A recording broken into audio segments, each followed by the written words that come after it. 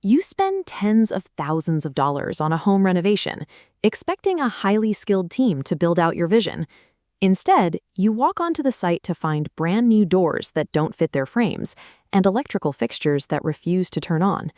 Instead of admiring your new space, you are forced to pivot from client to amateur troubleshooter. Relying on common sense and late-night internet searches, you pry off the wall plates and discover the contractor literally installed the mechanisms upside down. The financial trap springs shut when the crew comes back. Because they are working on your property, the time they spend correcting their own botched work often goes right onto your tab. As the errors mount, basic professional communication breaks down. Instead of speaking directly to you to explain the delays, the contractors leave a trail of passive updates on sticky notes. If you have no experience managing construction sites, this leaves you entirely exhausted. You are bleeding money, caught in a cycle of endless rework, and you have absolutely no idea how to minimize the damage.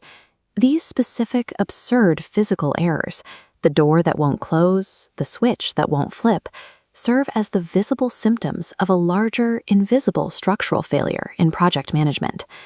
To understand why a project goes off the rails, we have to look at how a major build is actually supposed to be managed.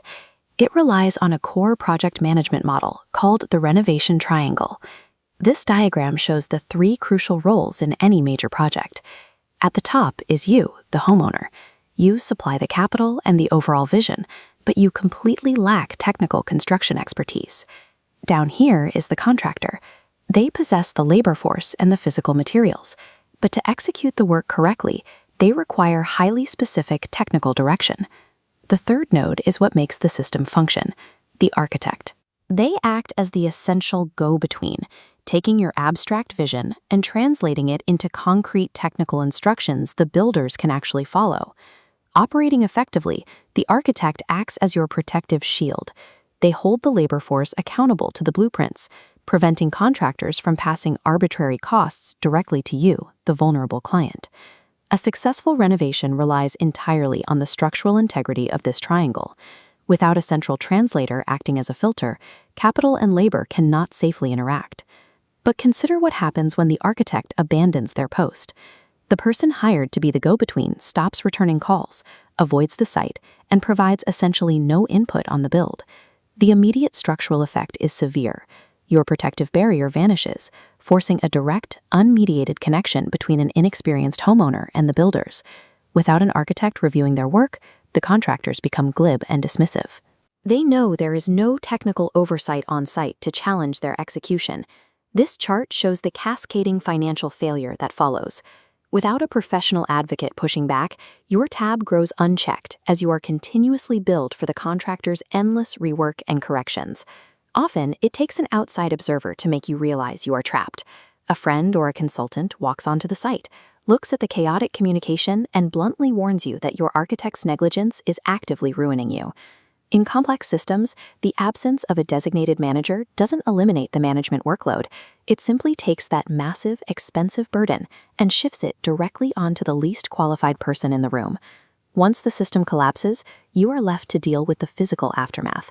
The dream of an exciting renovation fades into an intense psychological drain, where you simply want the job to limp toward a satisfactory completion. Surrounded by a chaotic, half-finished house, you develop a desperate psychological need to regain some sense of control. The brain seeks out menial, predictable, and quiet physical tasks. Often this looks like stepping away from the property to just rake the leaves across the front of the house.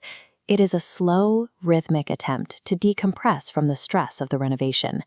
It is followed by walking the yard, physically picking up handfuls of broken glass and debris left behind by the crew. It becomes a quiet, literal, manual cleanup of someone else's chaos. A ruined yard and a busted renovation highlight a universal lesson about managing any large-scale personal or financial project. Hiring skilled labor is never enough on its own. True project security requires an active, competent advocate to bridge the gap between amateur expectations and professional reality. Without that mediator, the homeowner is the one left to absorb every mistake, every delay, and every dollar of the resulting fallout.